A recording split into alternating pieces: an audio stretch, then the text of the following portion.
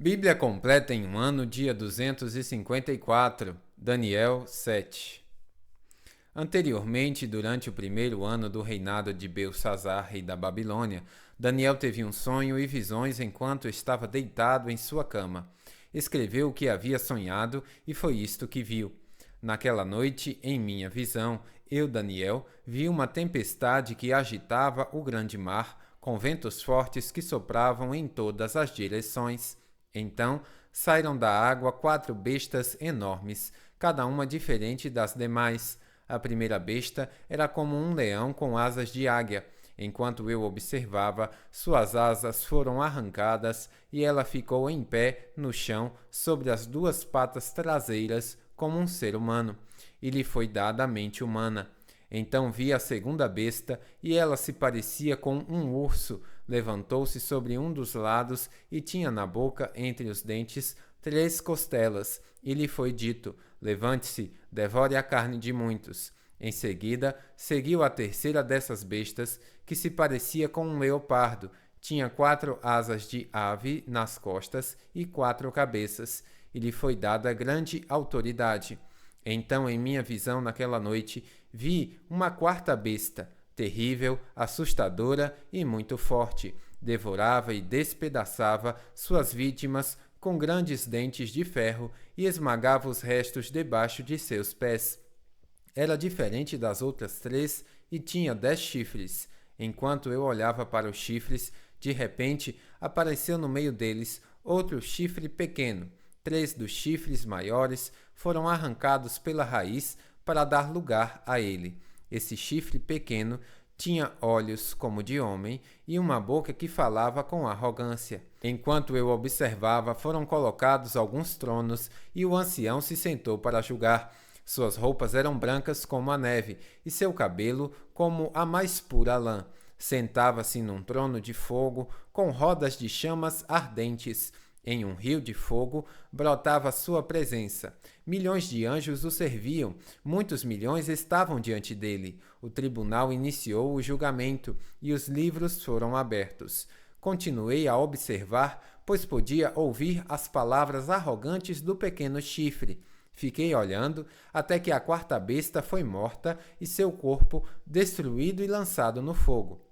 Então foi tirada a autoridade das outras 3 bestas, mas elas tiveram permissão de viver por mais algum tempo. Depois, em minha visão naquela noite, vi alguém semelhante a um filho de homem vindo com as nuvens do céu. Ele se aproximou do ancião e foi conduzido à sua presença. Recebeu autoridade, honra e soberania, para que povos de todas as raças, nações e línguas lhe obedecessem. Seu domínio é eterno, não terá fim. Seu reino jamais será destruído. Eu, Daniel, fiquei perturbado com tudo o que tinha visto, e minhas visões se aterrorizaram. Por isso, aproximei-me de um dos que estavam em pé junto ao trono e perguntei o que tudo aquilo significava. Ele explicou: essas 4 grandes bestas representam 4 reinos que surgirão da terra. No final, porém, o reino será entregue ao povo santo do Altíssimo, e eles dominarão para todo sempre. Então eu quis saber o verdadeiro significado da 4ª besta, tão diferente das demais e tão aterrorizante. Ela havia devorado e despedaçado suas vítimas com dentes de ferro e garras de bronze, e esmagado os restos com os pés. Também quis saber sobre os 10 chifres em sua cabeça e o pequeno chifre que surgiu depois e derrubou 3 dos outros chifres. Esse chifre parecia mais forte que os demais e tinha olhos humanos e uma boca que falava com arrogância. Enquanto eu observava esse chifre, guerreava contra o povo santo de Deus e o derrotava. Até que o ancião, o Altíssimo, veio e pronunciou a sentença em favor de seu povo santo. Então chegou o tempo de o povo santo tomar posse do reino. Depois ele me disse: a 4ª besta é o 4º reino que dominará a terra, e será diferente de todos os outros. Devorará o mundo inteiro, pisoteará e esmagará tudo o que estiver em seus caminhos. Seus 10 chifres são 10 reis que governarão esse império. Então surgirá outro rei diferente dos 10, que subjugará 3 reis. Ele desafiará o Altíssimo e oprimirá o povo santo do Altíssimo. Tentará mudar suas festas sagradas e suas leis, e eles serão colocados sob o controle dele por um tempo, tempos e meio tempo. Contudo, o tribunal o julgará, e todo o seu poder será tirado e completamente destruído. Então serão dados ao povo santo do Altíssimo a soberania, o poder e a grandeza de todos os reinos debaixo dos céus. O reino do Altíssimo permanecerá para sempre, e todos os governantes o servirão e lhe obedecerão. Assim terminou a visão. Eu, Daniel, fiquei aterrorizado por causa de meus pensamentos, e meu rosto ficou pálido de medo, mas não contei essas coisas a ninguém. Daniel 8. Durante o 3º ano do reinado de Belsazzar, eu, Daniel, tive outra visão depois da primeira. Nessa visão, eu estava na fortaleza de Susa, na província de Elão, em pé junto ao rio Ulai. Quando levantei os olhos e vi um carneiro com 2 chifres compridos, em pé junto ao rio. Um dos chifres era mais comprido que o outro, embora tivesse crescido depois do outro. O carneiro dava chifradas em tudo em seu caminho para o oeste, para o norte e para o sul, e ninguém conseguia detê-lo nem ajudar suas vítimas. Ele fazia o que queria e se tornou muito poderoso.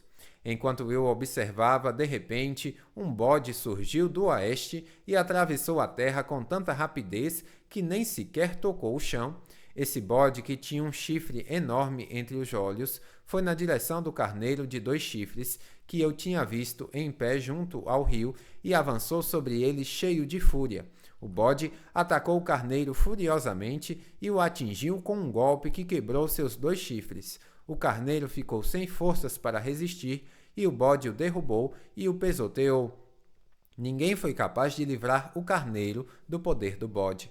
O bode se tornou muito poderoso, mas no auge de seu poder, seu grande chifre foi quebrado. No lugar dele, nasceram 4 chifres proeminentes, que apontavam para as 4 direções da terra. Então, de um dos chifres proeminentes, surgiu um pequeno chifre, cujo poder se tornou muito grande. Estendeu-se para o sul e para o leste, em direção à terra gloriosa.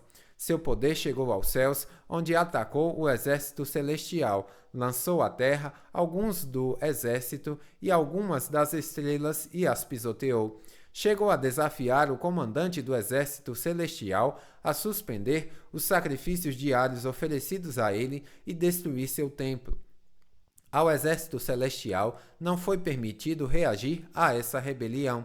Portanto, o sacrifício diário foi interrompido e a verdade derrotada. O chifre teve êxito em tudo o que fez. Então ouvi 2 seres santos conversando entre si. Um deles perguntou: quanto tempo durarão os acontecimentos dessa visão? Até quando a rebelião que causa profanação impedirá os sacrifícios diários? Até quando o templo e o exército celestial serão pisoteados?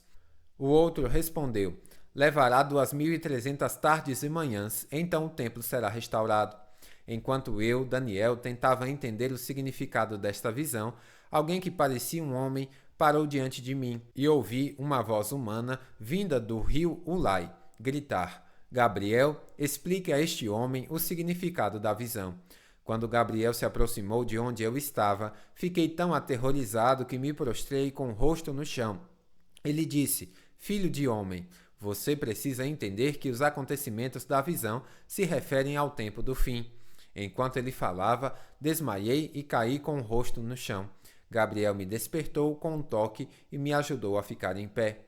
Então ele disse: estou aqui para lhe contar o que acontecerá depois, no tempo da ira, pois aquilo que você viu se refere ao fim dos tempos.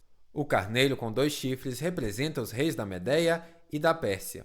O bode peludo representa o rei da Grécia e o grande chifre entre os olhos dele representa o primeiro rei do Império Grego. Os 4 chifres proeminentes que apareceram no lugar do chifre grande mostram que o Império Grego se dividirá em 4 reinos, mas nenhum deles será tão grande quanto o primeiro. No final de seu reinado, quando o pecado estiver no auge, subirá ao poder um rei feroz, mestre de intrigas. Ele se tornará muito forte, mas não por seu próprio poder. Causará terrível destruição e terá êxito em tudo que fizer. Destruirá líderes poderosos e devastará o povo santo. Será um mestre do engano e se tornará arrogante. Destruirá muitos sem aviso. Chegará a enfrentar na batalha o príncipe dos príncipes, mas será quebrado, embora não por força humana. Essa visão das 2300 tardes e manhãs é verdadeira. Guarde, porém, a visão em segredo, pois estes acontecimentos só ocorrerão depois de muito tempo. Então eu, Daniel, fiquei abatido e doente por vários dias. Depois levantei-me e voltei a tratar dos negócios do rei, mas a visão me deixou muito perturbado e não conseguia entendê-la. Daniel 9. Era o primeiro ano do reinado de Dário, o Medo, filho de Assuero, que se tornou rei dos babilônios. Nesse primeiro ano, eu, Daniel, ao estudar a palavra do Senhor revelada ao profeta Jeremias, compreendi que Jerusalém deveria permanecer desolada por 70 anos. Então me voltei para o Senhor Deus e supliquei a ele com oração e jejum. Também vesti pano de saco e coloquei cinza sobre a cabeça. Orei ao Senhor, meu Deus, e confessei: Ó Senhor, és Deus grande e temível. Tu guardas tua aliança de amor leal com os que te amam e obedecem a teus mandamentos. Contudo, nós pecamos e fizemos o mal. Fomos rebeldes contra ti e desprezamos teus mandamentos e estatutos. Não demos ouvidos a teus servos, os profetas, que falaram em teu nome a nossos reis, príncipes, antepassados e a todo o povo da terra. Senhor, tu és justo, mas como vês, nosso rosto está coberto de vergonha.